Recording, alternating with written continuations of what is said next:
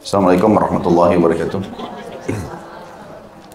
Alhamdulillah, selalu saja kita memuji Allah atas segala nikmat yang dilimpahkan kepada kita. Juga selanjutnya kita panjatkan salawat dan taslim kepada Nabi besar Muhammad sallallahu alaihi wasallam sebagaimana Allah telah memerintahkan kita untuk mengucapkannya. Pertama-tama tentu saya mohon maaf terlambat Bapak Ibu sekalian. Mudah-mudahan menunggu di majelis ini tercatat pahala oleh Allah Subhanahu wa taala. Baik, melanjutkan bab kita atau bahasan kitab Riyadhus Shalihin, bab amar ma'ruf dan nahi mungkar. Dan sudah pernah kita titik beratkan ini, kalau bab ini adalah salah satu bab agung dalam agama Islam dan harus diperhatikan oleh setiap muslim. Bahkan masuk dalam bab kewajiban. Amar ma'ruf artinya menyuruh kepada kebaikan, semua yang Allah perintahkan, terutama yang wajib. Dan juga nahi mungkar artinya melarang semua kemungkaran yang dipandang mungkar oleh Sang Pencipta Allah. Apapun sifatnya yang terjadi di hadapan seorang muslim, maka dia wajib memberhentikannya. Dan sudah sempat kita jelaskan hadis Nabi SAW, tahapan daripada itu. Kata Nabi SAW, man ra'a minkum mungkaran falyughayyirhu biyadi. Siapa yang lihat kemungkaran maka dia harus mengubah dengan tangannya atau kekuatannya. Seperti pemerintah pada masyarakat, suami pada istri dan anggota keluarganya. Dan juga dengan atasan atau pemilik perusahaan kepada seluruh pegawainya. Bila terjadi kemungkaran yang merupakan dianggap mungkar oleh agama atau oleh Allah Subhanahu wa taala. Dan yang belum bisa, fa in lam yastati' fa bilisani, maka dia gunakan lisannya, fa in lam yastati' fa biqalbi. Dan juga belum mampu, maka dia mengubah dengan hatinya, wa dzalika adhaful iman, dan itu selemah-lemah iman. Kita sudah membahas beberapa hadis berhubungan dengan masalah ini. Di antaranya adalah hadis terakhir nomor 193 ya. 93 yaitu sabda Nabi SAW, sesungguhnya kalian akan dipimpin oleh para penguasa. Lalu kalian akan mengenali dan mengingkari. Artinya ada perbuatan baiknya, ada perbuatan buruknya. Maka barang siapa yang membenci, dia telah bebas. Maksudnya perbuatan mungkarnya. Jadi kalau ada seorang penguasa yang melakukan kemungkaran dalam agama dan kita tahu itu tidak benar, maka siapa yang memungkiri itu, membenci perbuatannya, maka dia telah bebas dari hisab hari kiamat. Dan barang siapa yang mengingkari, bisa meluruskannya, maka dia selamat. Tetapi orang yang rela dan mengikuti itulah yang tidak selamat. Maksudnya orang yang sengaja memberikan dukungan pada kesalahan. Ini sudah kita rincikan tentunya pada pertemuan sebelumnya. Lalu mereka bertanya, wahai Rasulullah, apakah kita boleh memerangi mereka? Maksudnya memberontak, mengangkat senjata. Maka kata Nabi SAW, tidak, selama mereka menegakkan sholat di tengah-tengah kalian. Hadis ini riwayat Imam Muslim. Kita akan masuk tentunya sekarang ke hadis lanjutan nomor 194, tepatnya hadis ke-6 dalam urutan bab kita ini.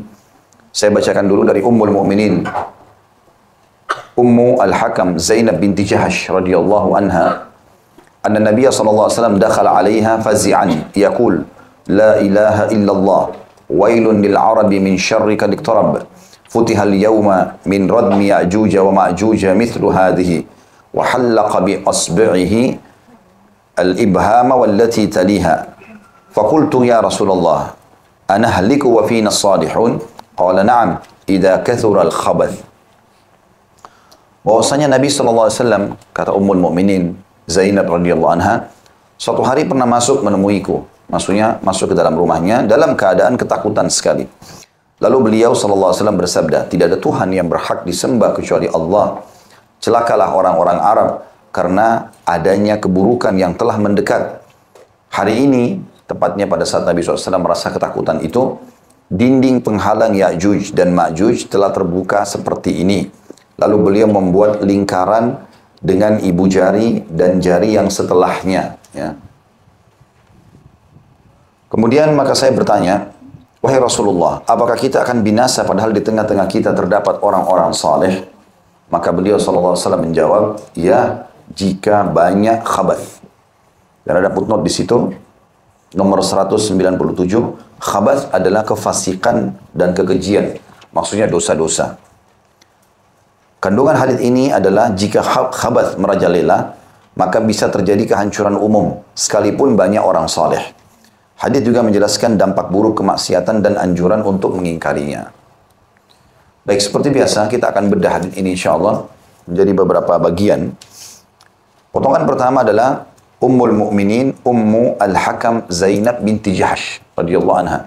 Ini salah satu istri Nabi SAW. Dan banyak di antara muslimin yang tidak tahu namanya.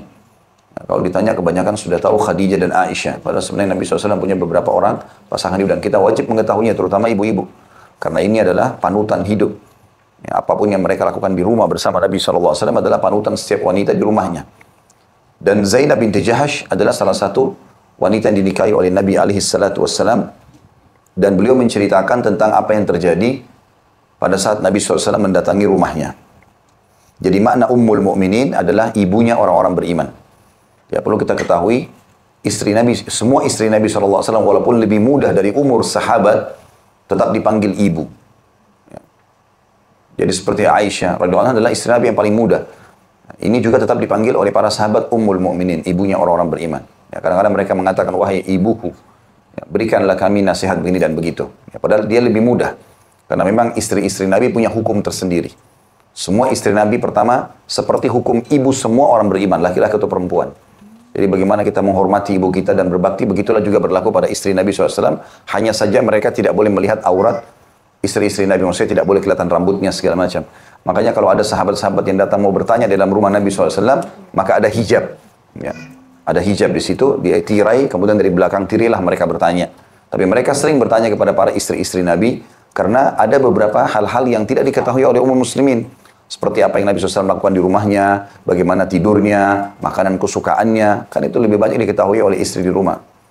Sisi yang lain, istri-istri Nabi ini juga haram hukumnya dinikahi oleh siapapun setelah Nabi SAW meninggal.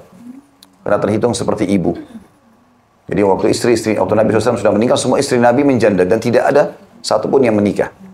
Ya, karena memang tidak boleh menikah dengan istri Nabi SAW. Karena mereka akan terus bersama Nabi, baik di dunia maupun di akhirat nantinya. Kemudian siapapun yang sudah menjadi istri Nabi SAW, maka ini keberuntungan bagi mereka karena akan bersama Nabi walaupun dasarnya dia janda.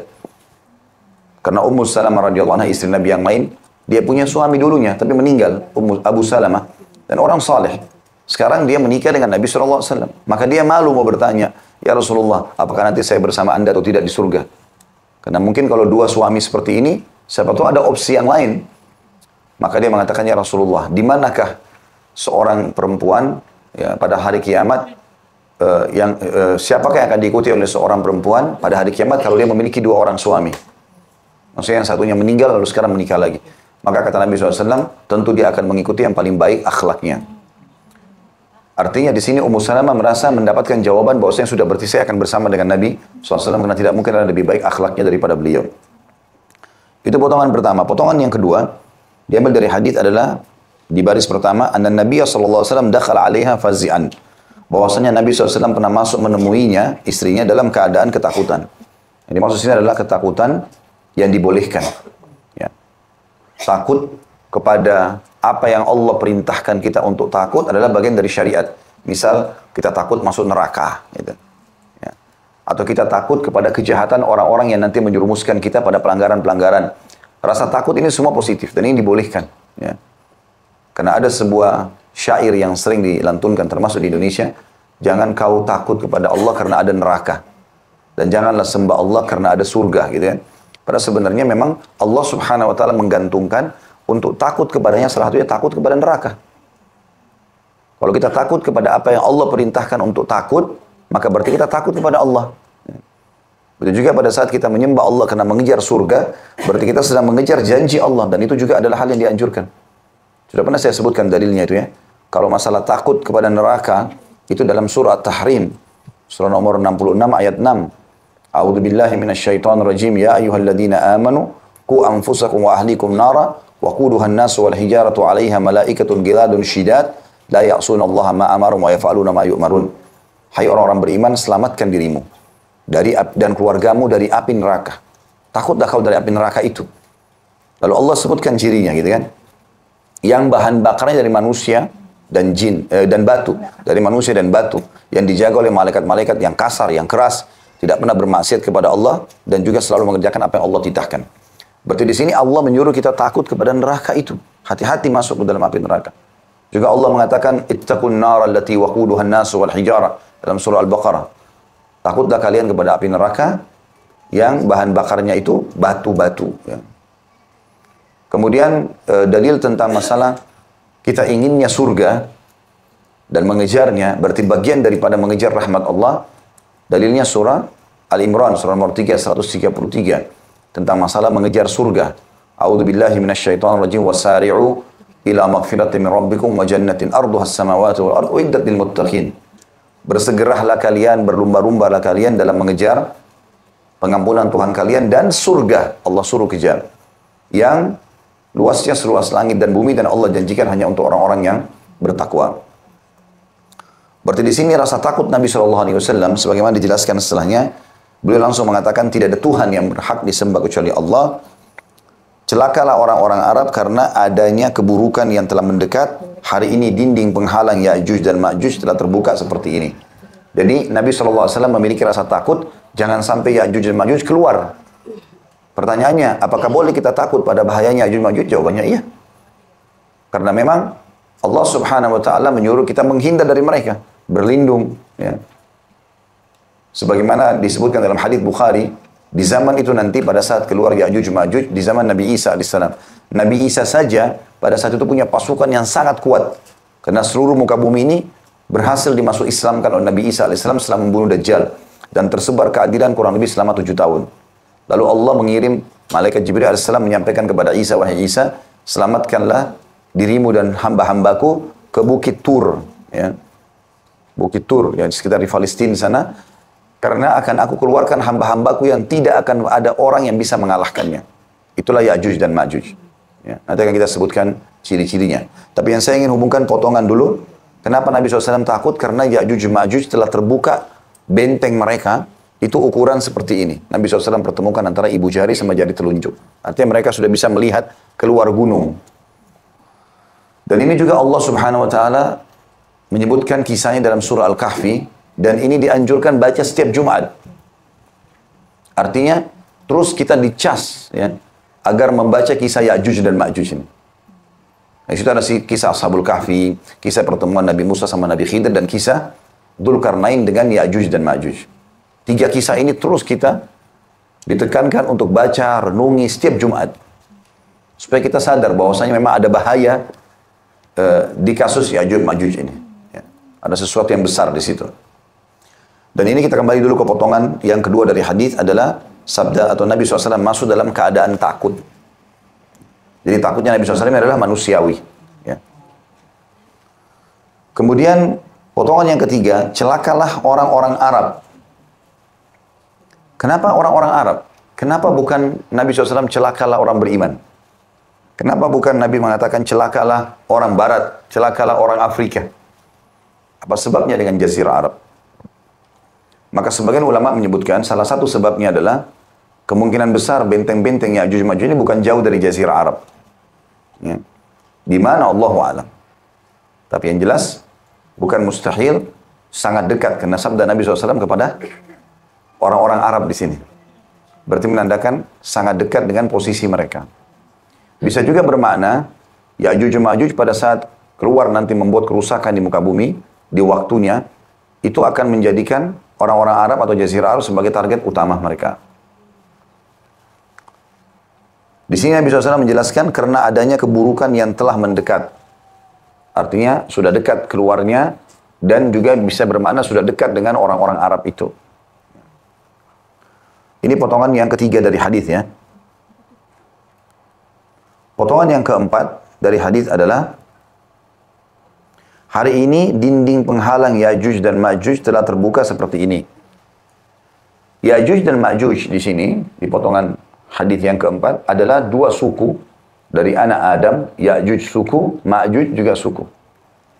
Dan dua-duanya suku yang sangat besar, berkembang pesat. Dan dalam surah Al-Kahfi disebutkan di zaman Dzulkarnain, salah satu raja yang beriman kepada Allah SWT yang kerajaannya meluas ke seluruh muka bumi ini. Dan Ya'juj dan Ma'juj pada saat itu membuat kerusakan. Jumlah mereka sangat banyak. Ya. Dan mereka seluruhnya ahli neraka. Tidak ada satupun dari suku mereka yang masuk surga. Semuanya masuk neraka. Penjahat semuanya. Gitu. Ya. Itu diambil daripada hadis Nabi SAW, hadis sahih. Bahwasanya nanti pada hari kiamat Allah akan berfirman kepada Adam alaihissalam, mengatakan keluarkanlah dari keturunanmu dari setiap 1999 masukkan ke neraka. Maka kata Nabi SAW pada hari itu, anak kecil pun bisa menjadi tua tiba-tiba. Wanita kalau hamil bisa melahirkan karena takutnya. Berarti dari 1000 cuma satu yang selamat. Maka semua sahabat ketakutan pada saat itu.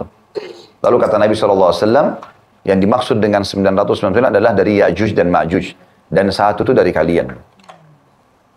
Dari sini juga diambil pelajaran kalau Ya'juj Ma'juj ini jumlahnya sangat banyak. Di dalam hadis yang lain disebutkan, jadi tidak ada orang yang kayak kita ini bergabung sama mereka, nggak ada. Jadi pengikut kayak kalau Dajjal, itu kan ada dari manusia kayak kita ikut pengikutnya. Orang yang kufur, orang yang munafik. Jadi pengikutnya, tapi Ya'juj Ma'juj tidak ada. Pokoknya selain mereka dibunuh semuanya. Ya. Mereka bisa tahu ada ciri-cirinya. Disebutkan beberapa hadis menyebutkan cirinya, rambut mereka keriting, mata mereka agak besar, ya. Maksudnya kelopak matanya itu dan sobekannya tipis kecil, ya. Mereka memiliki badan-badan yang besar. Jadi mereka memang ini punya ciri khas. Jadi selain mereka langsung ditahu. Nggak bisa kita ikutin mereka gitu. Nah, Ya'juj Ma'juj ini disebutkan dalam hadis bahwasanya seseorang di antara mereka akan mati. Dia tahu dia ajalnya sudah dekat kalau dia sudah punya anak 1000. Ya. Jadi satu orang di antara mereka, suami istri itu, dia tahu dirinya akan mati kalau sudah punya anak 1000. Dan jumlah mereka sangat banyak, berlipat-lipat ganda. Berarti perbandingan kita sama mereka 1000 orang, 1000 kali lipat. Bayangkan kalau sekarang jumlah manusia, seluruhnya, mukmin dan kafir, itu 7,5 miliar. Kalau mereka keluar di zaman sekarang, berarti kali 1000 kali lipat. Itu jumlah mereka. Sangat banyak. Sampai dikatakan cirinya mereka akan turun di sebuah sungai, di salah satu wilayah di muka bumi ini, mereka minum dari sungai tersebut, maka yang terakhir datang di antara mereka sudah tidak dapat air. Bagaimana kalau air sungai habis itu? Itu cuma minum. Orang kan biasa minum, seteguk, 2 teguk, 5 teguk lah. Berarti kalau sampai air sungai habis, berapa jumlahnya itu? Gitu kan? Sangat banyak. Mereka memakan batu, makan kalajengking, makan ular, manusia yang berbeda. Nah, dulu mereka sudah buat kerusakan di zaman Dzulkarnain. Dalam surah Al-Kahfi diceritakan. Lalu Dzulkarnain tidak memerangi mereka, tapi menghadang mereka. Menghadang mereka. Allah SWT perintahkan itu. Maka diceritakan dalam surah Al-Kahfi, Dzulkarnain menyuruh ya, membuat di antara 2 gunung, besi-besi yang disusun, lalu dilelehkan, dipanasi, ditaruh dengan timah yang panas, ya, sehingga terjadilah penutupan. Dan setiap hari, kata Nabi SAW, mereka selalu coba menggali gunung itu. Setiap kali mereka sudah berhasil menggali, hampir tembus, mereka tidur, malam hari, besok pagi Allah tutup lagi. Begitu terus, mereka ingin keluar, gitu kan. Dan Dzulkarnain sudah menceritakan, ini hanya dalam batas waktu tertentu, sampai Tuhanku mengeluarkan mereka. Dan dia akan keluar nanti di akhir zaman. Tentu tanda-tanda kiamat besar, ada keluar Dajjal, ya. Kemudian turunnya Nabi Isa, ya, tersebarlah kemakmuran setelah Dajjal dibunuh, lalu keluarlah Ya'juj dan Ma'juj ini. Allahu a'lam berapa lama, tapi mereka buat kerusakan. Sampai akhirnya kematian mereka terjadi, ringkas ceritanya adalah, karena ini hadisnya panjang ya, bisa kembali mendengarkan riwayat-riwayat seperti ini di bahasan kami di kitab Minhajul Muslim, ada tanda-tanda hari kiamat. Tapi yang jelas pada saat mereka sudah membuat kerusakan, entah berapa lama pada saat itu, dengan hikmah Allah, maka Nabi Isa AS berdoa di atas gunung Tur, agar Allah membinasakan mereka. Karena sudah terlanjur terganggu manusia. Banyak sekali korban di tangan mereka gitu. Maka pada saat itu Allah SWT pun mematikan mereka dengan dari leher mereka bagian belakang keluar seperti serangga kecil.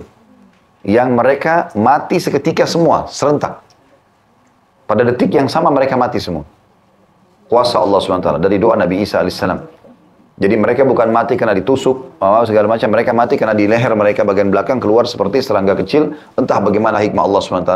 Atau mereka disengat di daerah situ, maka meninggal semua seketika. Pada saat itu Nabi Isa AS mengutus 4 orang dari orang-orang beriman, itu yang turun dari Gunung Tur untuk memastikan apa mereka sudah mati semua atau belum.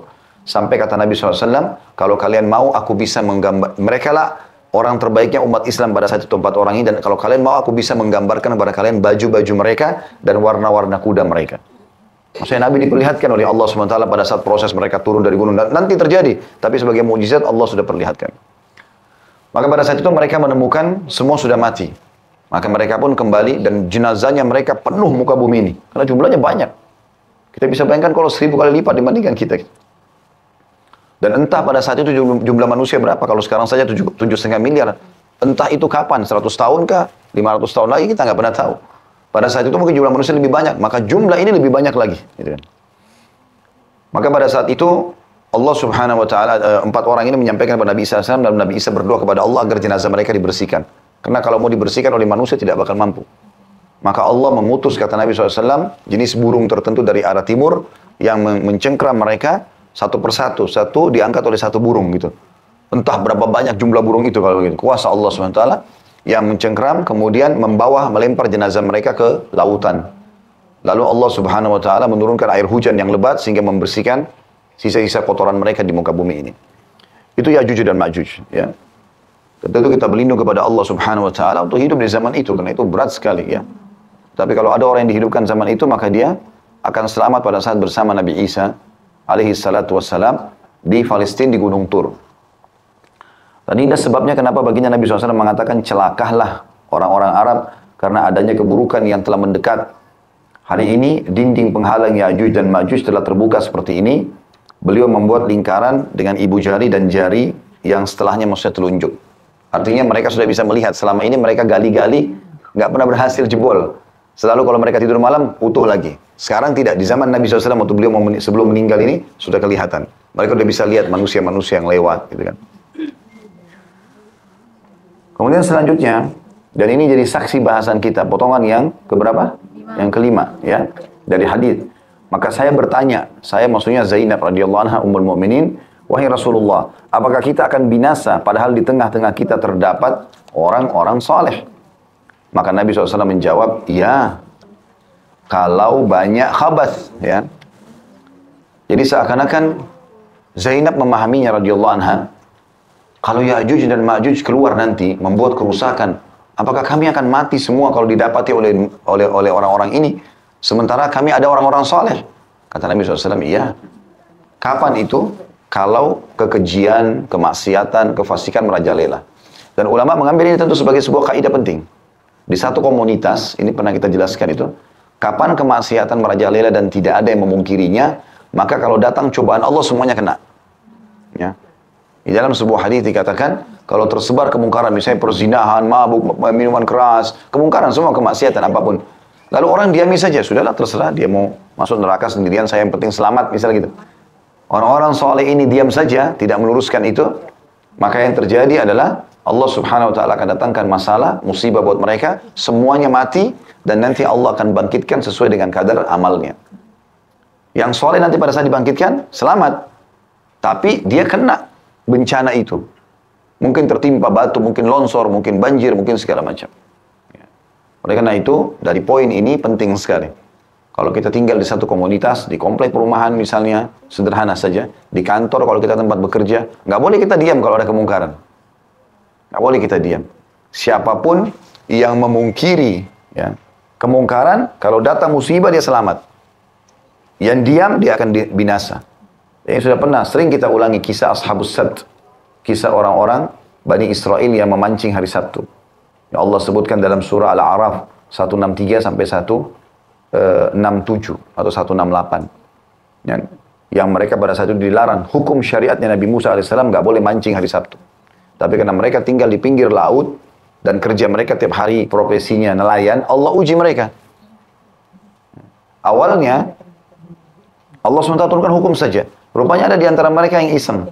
Malam Sabtu mereka pasang jala, hari Jumat malam, Sabtu dibiarin ikan-ikan pada masuk, hari Ahad baru mereka panen. Mau merekayasa hukum Allah. Padahal sudah nggak boleh. Pokoknya Sabtu nggak boleh turunin jaring. Selesai, itu hukum Allah. Nggak boleh langgar. Apapun alasannya. Tapi mereka mau rekayasa itu. Lalu ditegur.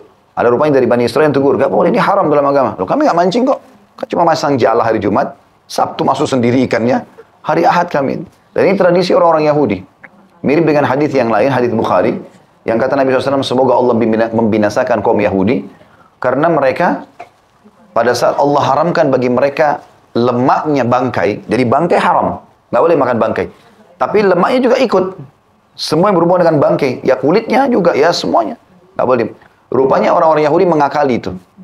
Mereka keluarkan lemaknya, lalu dipanasi jadi minyak, baru dijual. Mereka nggak makan dagingnya, tapi mereka ambil lemaknya. Mereka suka begitu, mereka rekayasa itu. Maka kembali kepada yang tadi juga seperti itu, ya. Yang terjadi adalah mereka coba mengakalinya. Nah, terjadilah 3 kelompok di situ. Kelompok yang pertama yang tetap ngotot mau mancing hari Sabtu, kelompok kedua yang melarang mereka untuk melakukan itu, dan kelompok ketiga beriman juga, tapi mereka melarang kelompok kedua. Udahlah, nggak usah urus, biarin masuk neraka sendiri. Jadi mereka yang kelompok ketiga ini bukan melarang kelompok pertama, tapi malah melarang kelompok kedua. Maka pada saat hukum Allah datang, yang Allah binasakan adalah kelompok pertama yang tetap mancing hari Sabtu, dan kelompok ketiga yang melarang kelompok kedua. Dan kelompok kedua yang Allah selamatkan. Ini sudah sering kita sampaikan tentunya, berhubungan dengan kisah ini. Jadi memang kalau khabath itu merajalela, maka secara otomatis akan juga mendatangkan musibah. Ya. Ada sebagian ulama yang mengatakan ini juga bisa terjadi dalam komunitas rumah tangga. Kapan dalam rumah tangga itu ada anggota rumah tangga yang melakukan kemaksiatan, bukan mustahil memang ada terjadi dalam rumah itu. Selama yang punya rumah atau yang satu rumah tahu, tapi dia diam. Ya, banyak kan begitu, bapak ibunya tahu kalau anaknya buat maksiat, dia diam saja. Bahkan didukung, kasih fasilitas, kasih mobil, kasih segala macam duit, biar ke diskotik, biar berzina, biar segala macam, pulang mabuk. Ini berbahaya sekali. Karena perbuatan itu kalau datang musibah di rumah itu semua kena. Ya, semua kena. Gitu kan. Kebakaran kah atau apalah, banyak hal-hal yang bisa terjadi. Oleh karena itu teman-teman, kita sebagai seorang muslim, seperti judul bab kita, harus amar ma'ruf nahi mungkar. Ya. Dan sudah sering saya ulangi, kemaksiatan itu dimulai dengan ketakutan dan kekhawatiran, mau berzina, mau menipu, mau bohong, susah. Nanti diakhiri dengan penyesalan. Sementara amal soleh dimulai dengan keikhlasan, karena Allah tidak terima kecuali ikhlas. Kita bangun sholat malam biar ngantuk, tapi karena kita mau kejar pahalanya, sholat ikhlas. Dia akhiri dengan ketentraman. Nggak ada orang habis sholat, habis haji, bahkan orang pulang jihad, kemudian merasa terganggu. Malah mereka semangat mau pergi lagi.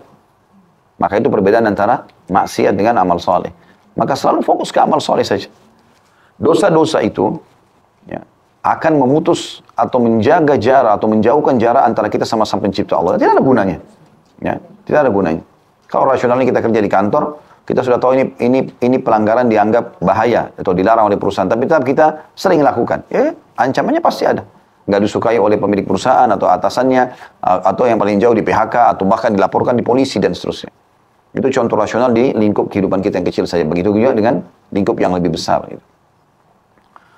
Kemudian selanjutnya hadis nomor 195, tepatnya hadis ke-7 dalam bab kita ini, dari Abu Sa'id al-Khudri radhiyallahu anhu, dari Nabi SAW, beliau bersabda, "Iyyakum wal julusa fit turuqat." Faqalu ya Rasulullah, "Ma lana min majalisina buddun natahaddatsu fiha." Faqala Rasulullah SAW, "Fa idza abaitum illa al-majlisa fa'atu at-tariqa haqqah." Qalu wa ma haqqu at-tariqi ya Rasulullah? Qala ghaddul basari wa kafful adha wa raddus salami wal amr bil ma'ruf wan nahi anil munkar. Hadis ini tentu hadis sahih riwayat Bukhari Muslim. Jauhilah duduk-duduk di pinggir jalan. Nabi SAW melarang nongkrong di pinggir jalan di awal hadisnya. Tenang, belum selesai, sabar.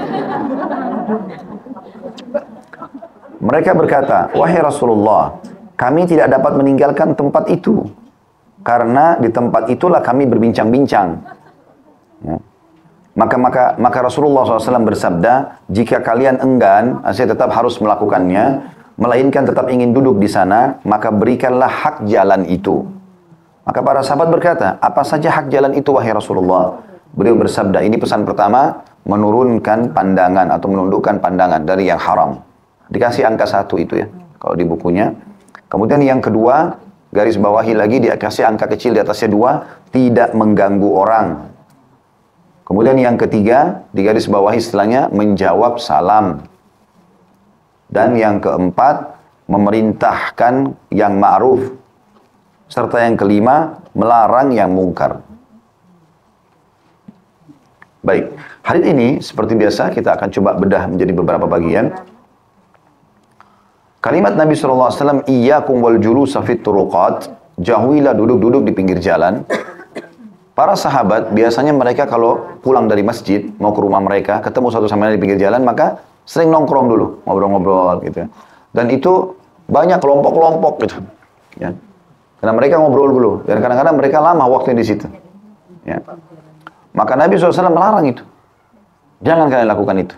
Dan larangan di sini berarti lebih baik untuk tidak melakukannya. Ya. Bukan larangan haram, tetapi larangan ikrah atau makruh, ya. supaya mereka tidak lakukan. Kalaupun mau nongkrong, duduk di tempat yang tidak mengganggu jalannya orang, gitu kan? Atau tidak terlalu terbuka pada orang-orang. Potongan yang kedua, para sahabat mengatakan, kami tidak dapat meninggalkan tempat itu karena di tempat itulah kami berbincang-bincang. Maksudnya ya Rasulullah, kami sudah jadikan itu sebagai sebuah kebiasaan. Untuk mengubahnya bukan mudah gitu. Karena hampir setiap hari kami pasti ngumpul di situ ngobrol sebelum ke masjid, sebelum ke pasar, pulang dari pasar, ya pulang dari kerjaan, kami duduk nongkrong-nongkrong di situ. Maka ini potongan kedua, artinya kami sudah terbiasa dengan itu dan agak sulit untuk meninggalkan. Ya. Maka Nabi SAW memahami bahwasanya ini hampir merata. Karena pada saat sahabat-sahabat ini mengatakan tidak ada juga yang membantah gitu kan. Maka Nabi SAW tangkapnya bahwasanya memang ini sudah merata. Hampir semua mereka ingin seperti itu. Maka potongan ketiga, Nabi SAW bilang, jika kalian enggan, maksudnya kalau ada yang tetap ngotot mau duduk, melainkan tetap ingin duduk di sana, makna potongan ini adalah, seakan Nabi bilang mestinya kalian terima. Gitu kan? Kembali kepada potongan pertama. Tapi kalau kalian tetap juga mau harus lakukan itu, atau terpaksa melakukannya, baik ingin atau terpaksa, maka berikanlah hak jalan. Ya, kalaupun harus nongkrong-nongkrong, maka berikan hak jalan. Tapi kita perlu garis bawah ya, sekali lagi, potongan awal hadis adalah itu asas daripada hukum. Iyyakum wal julus. Jangan kalian nongkrong-nongkrong itu. Awalnya itu. Ya. Beda kalau kita masuk ke dalam restoran, segala macam beda. Ini pinggir jalan. Kadang-kadang kita lihat, sering lihat nggak? Kadang-kadang macet sekali. Begitu kita tiba di inti macetnya, cuma karena ada orang lagi ngumpul-ngumpul di situ. Dan ini membuat masalah. Kalau orang sudah ngumpul 3 orang, 4 orang di pinggir jalan, itu membuat orang lain menarik perhatian orang. Akhirnya yang lain pada berhenti. Membuat macet semua di belakang. Gitu kan. Kalau di zaman kita sekarang. Gitu kan. Atau mungkin bisa memunculkan rasa takut orang kalau lewat. Sekarang kalau ada orang nongkrong-nongkrong 20 orang. Orang lewat jadi takut. Ragu, ada apa nih? Gitu. Membuat mengganggu keamanan. Jadi banyak hikmah-hikmah syar'i gitu kan. Tapi beda kalau ada restoran di pinggir jalan, mungkin orang minum kopi segala macam, itu berbeda. Dia di dalam, dia bukan di pinggir jalan. Gitu kan. Ini tentu kalau kita tarik di zaman kita sekarang seperti juga tidak boleh mengganggu orang-orang di jalan dengan membuat macet, ya, parkiran ke sana sini segala macam. Harusnya bisa diatur ini, ya. Baik, potongan selanjutnya kita masuk kepada pesan Nabi SAW. Bagi orang yang tetap enggan, mau tetap nongkrong-nongkrong di pinggir jalan, dibolehkan secara syar'i. Tetapi ada hak-haknya. Hak yang pertama, menundukkan pandangan. Maksudnya menundukkan pandangan dari yang haram. Ya. Ibu-ibu sekarang secara khusus misalnya, kalau lewat di pinggir jalan, kemudian pas jalan, ada laki-laki lagi duduk. Mereka semua tundukin pandangan, tidak ada yang lihat. Nyaman orang lewat. Tapi kalau semuanya pada melotot, biar juga nenek-nenek kalau dilototin, pasti dia merasa terganggu. Apalagi kalau masih muda. Karena biasanya orang kalau pinggir jalan, pasti kan melihat ke jalan. Maka umumnya orang kalau lewat, kalau dilihati, terganggu. Nabi SAW kasih syarat ketat nih. Pertama sekali tundukkan pandangan. Bisa nggak itu? Artinya di sini pada pandangan-pandangan yang haram. Tentu kalau dia lihat ke arah laki-laki nggak ada masalah. Atau laki-laki sama perempuan sama perempuan. Tapi kalau umumnya ini terjadi pada lawan jenis. Gitu kan? Dan itu akan sangat mengganggu. Ya, jadi kalau ibu lagi lewat di tempat orang nongkrong, laki-laki ternyata semuanya pada tundukin pandangan. Nah ini orang-orang mukmin ini berarti. Mereka tidak mungkin mau mengganggu itu. Kalau kita bicara masalah menurunkan pandangan mata dari yang haram, ini memang diperintahkan dalam syariat, gitu kan? Karena Nabi SAW mengatakan siapa yang turunkan pandangan dari yang haram, maka secara otomatis Allah akan tanamkan keimanan pada hatinya, tentraman sampai hari kiamat. Nanti dia akan rasakan sampai hari kebangkitan nantinya. Kemudian yang kedua, tidak mengganggu orang. Semua sifat gangguan, jenis gangguan tidak boleh. Teriak, mengancam, melotot, apa saja. Mengambil haknya orang, meminta sesuatu, ini semua tidak boleh. Betul-betul orang-orang nongkrong di jalan itu, orang-orang yang membuat orang lain lewat nyaman. Ya. Di riwayat lain itu kalau tidak salah, dan memberikan petunjuk bagi orang yang minta petunjuk. Jadi orang tanya alamat, segala macam, seperti itulah. Ya. Kemudian yang ketiga, menjawab salam. Ya, di sini tidak dikatakan mengucapkan salam. Kenapa menjawab salam? Karena dalam sunnah Nabi SAW, yang mengucapkan salam adalah orang yang sedang berjalan. Kata Nabi SAW, dan orang yang berjalan mengucapkan salam kepada orang yang duduk. Makanya kitanya yang lewat mengucapkan salam, mereka hanya menjawab salam. Nah. Juga dalam hadis yang lain dikatakan, dan orang yang berkendaraan mengucapkan salam kepada orang yang berjalan. Gitu kan? Sebagai bentuk penghormatan kepada mereka. Dan kita perlu tahu mengucapkan salam hukumnya sunnah, menjawab salam hukumnya wajib. Ya. Kita mengucapkan salam kepada seorang muslim hukumnya sunnah, tapi kita menjawab salamnya wajib. Selanjutnya adalah yang keempat, memerintahkan yang ma'ruf. Selalu mengingatkan orang tentang hal-hal yang diperintahkan. Kayak waktu sholat. Sholat yuk, sudah masuk sholat, waktunya. Gitu kan. Mereka selalu menyeru kepada yang ma'ruf. Apapun itu perintah yang diperintahkan dalam agama, kalau mereka di pinggir jalan, mereka ingatkan itu. Dan yang terakhir adalah melarang dari yang mungkar. Walaupun ini sebenarnya sering digabungkan ya, seperti bab kita. Tapi dua perintah yang berbeda. Menyeru pada kebaikan perintah sendiri, melarang dari kemungkaran juga perintah sendiri. Karena tidak semua orang yang mengerjakan ma'ruf pasti dia berbuat mungkar, belum tentu, gitu kan? Sebaliknya belum tentu juga orang yang mengerjakan mungkar dia meninggalkan yang ma'ruf. Gitu.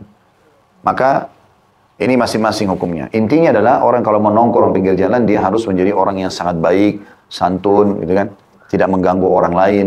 Itu semua bagian daripada syariat Allah Subhanahu wa taala. Selanjutnya hadis nomor 196 dan hadis ke-8 dari Ibnu Abbas radhiyallahu anhu, anna Rasulullah sallallahu alaihi wasallam ra'a khataman min dhahabin fi yadi rajul fanaza'ahu fatarahahu wa qala ya'madu ahadukum ila jamratin min narin fayaj'aluha fi yadihi faqila lirajuli ba'dama dhahaba Rasulullah sallallahu alaihi wasallam khudh khatamak intafi' bihi qala la wallahi la akhuduhu abadan wa qad tarahu Rasulullah sallallahu alaihi wasallam. Hadis sahih riwayat Muslim.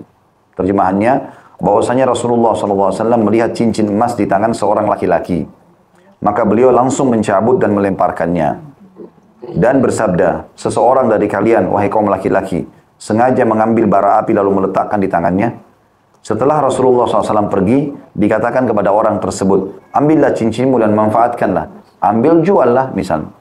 Maka dia menjawab, tidak demi Allah. Saya tidak akan mengambilnya selamanya karena ia telah dilemparkan oleh Rasulullah sallallahu alaihi wasallam.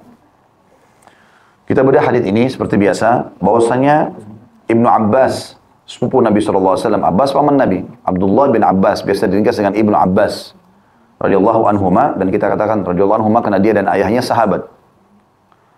Bahwasanya Rasulullah sallallahu alaihi wasallam melihat cincin emas pada tangan seseorang laki-laki. Dan ini hukumnya secara syar'i tidak boleh laki-laki menggunakan emas. Intinya emas.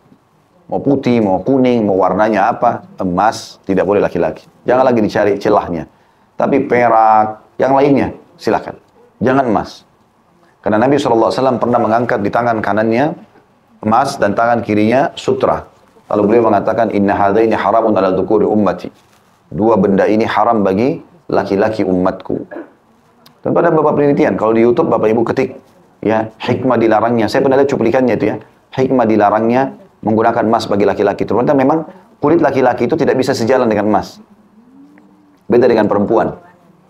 Akan mengganggu saluran darah, mengalirnya darah di urat-urat segala. Ada hikmah-hikmah syar'i. Intinya emas bagi laki-laki nggak cocok. Kita tidak bicara warna emas. Itu boleh saja. Baju warna kuning emas mungkin. Tapi kalau emasnya sendiri dipakai di badan nggak boleh. Gitu kan? Maka ini berbahaya buat laki-laki. Beda dengan perempuan yang dasarnya memang Allah berikan berbeda jenis kulitnya ya, dan seterusnya. Maka ada hikmah-hikmah syar'i. Tapi terlepas daripada ada hikmah itu, tetap saja tidak boleh. Karena agama melarang. Selesai. Saya pernah ketemu dengan beberapa orang yang Masya Allah mungkin Allah bukakan kekayaan tinggal di Jakarta. Pas lagi di Mekah. Kemudian dia mungkin belum paham. Dia ketemu sama saya lalu dia bukakan satu kotak gitu. Kayak kotak mungkin setengah buku ini. Ya, setengah buku ini dibagi setengah lagi. Waktu dia buka semuanya cincin emas. Laki-laki gitu. Terus saya lihat dan saya bilang kenapa ini Pak? Ini yang saya sering pakai kalau ke acara ini, acara itu saya gonta-ganti. Terus saya jelaskan, kan bagi laki-laki tidak boleh hukumnya. Saya sampaikanlah hadisnya gitu. Allahu a'lam dia tinggalkan atau tidak, tapi yang jelas rupanya jadikan sebagai sebuah kebanggaan gitu kan. Tapi tidak boleh. Tetap seorang mukmin menikmati perhiasan yang Allah bolehkan, tidak boleh lebih daripada itu. Gitu kan. Lagian alhamdulillah kita kalau tidak pakai emas laki-laki kenapa? Tangannya putus? Enggak kan? Nah, sesuatu. Dan juga ada satu hal tradisi yang harus kita ubah, wajib diubah ini, nggak boleh tidak. Tradisi tukar cincin kalau menikah, maka harus laki-laki pakai emas juga. Nggak boleh, walaupun disimpan, nggak usah gitu kan. Karena tidak boleh. Ada hikmah, ada alasan gini, teman-teman sekalian, kita harus paham. Tidak semua apa yang orang-orang non-muslim lakukan, lalu kita tarik ke dalam kehidupan kita. Mereka pakai cincin kawin itu untuk menunjukkan kepada orang kalau dia sudah menikah. Jadi nggak selingkuh. Gitu. Coba cari. Begitu alasan-alasan, saya coba cari. Kenapa alasannya orang-orang barat suka tukar cincin? Kenapa kalau pergi istrinya tekankan supaya suaminya pakai, suaminya suruh istrinya pakai. Jadi orang begitu lihat tangannya, oh berarti sudah punya pasangan. Gitu. Itu tradisi mereka. Kita dalam Islam cincin bukan jadi penghalang berzina. Tapi keimanan dia. Dia sudah akad nikah, dia sudah sah menjadi istri, sudah sah menjadi suami, selesai. Bagi dia haram ya haram. Kan hubungannya sama cincin itu. Jadi nggak boleh ikut-ikutan ini. Makanya kita sayangkan banyak yang muslimah yang sudah pakai jilbab segala macam. Kenapa harus melanggar? Dilarang ini, nggak boleh. Dianya perempuan silahkan. Istrinya atau suaminya kasih dia mahar emas segala macam, ya silahkan dia pakai. Perempuan nggak ada masalah. Laki-laki yang tidak boleh di sini. Larangan. Dan saking tegasnya larangan ini, potongan kedua hadis di sini, atau kita bedah ya, potongan keduanya adalah, maka Nabi SAW langsung menarik dan melemparkan dari tangan sahabat tersebut. Artinya, kata ulama hadis, Nabi SAW memegang tangannya, lalu kemudian memposisikan cukup untuk ditarik, lalu Nabi SAW keluarkan. Makna tarik sini bukan dengan kasar ya. Nabi SAW adalah orang yang sangat lembut. Beliau SAW menjamah tangan sahabat tersebut, kemudian membalik hadapkan atas, lalu dicabutlah dengan pelan-pelan oleh Nabi SAW. Lalu Nabi buang. Lalu Nabi SAW sebabkan atau jelaskan sebabnya. Tapi jelas potongan kedua hadis dulu ini adalah Nabi SAW menariknya, lalu membuangnya. Dan ini tentu Nabi SAW menariknya dan membuangnya bentuk kasih sayang beliau kepada umatnya. Karena beliau tidak mau orang ini dihukum oleh Allah gara-gara hanya pakai emas saja. Juga pelajaran dari poin kedua ini, amar ma'ruf nahi mungkar bisa dengan berbagai macam cara. Bisa saja Nabi SAW tidak cabut dari tangannya, tapi Nabi langsung bilang saja, nggak boleh lo pakai emas, buka. Bisa. Tapi Nabi SAW di sini berbeda, melakukan hal yang lain. Karena ingin menunjukkan cara yang lain, cara yang berbeda. Nah, ada hikmahnya tentunya. Kenapa Nabi SAW cabut di sini? Dan Nabi SAW bukan cabut lalu Nabi simpan. Misal, ini nggak boleh haram ya, disita misalnya, enggak. Sengaja Nabi SAW buang. Untuk menunjukkan kepada dia, bukan hanya kau, saya pun tidak boleh. Bahkan saya tidak mau ini emas ini. Buang. Udah. Artinya juga bisa maknanya, kalaupun tetap kau ambil, tidak boleh lagi kau pakai. Buang, jual, ambil nilainya silahkan. Tapi jangan lagi dipakai. Itu maknanya.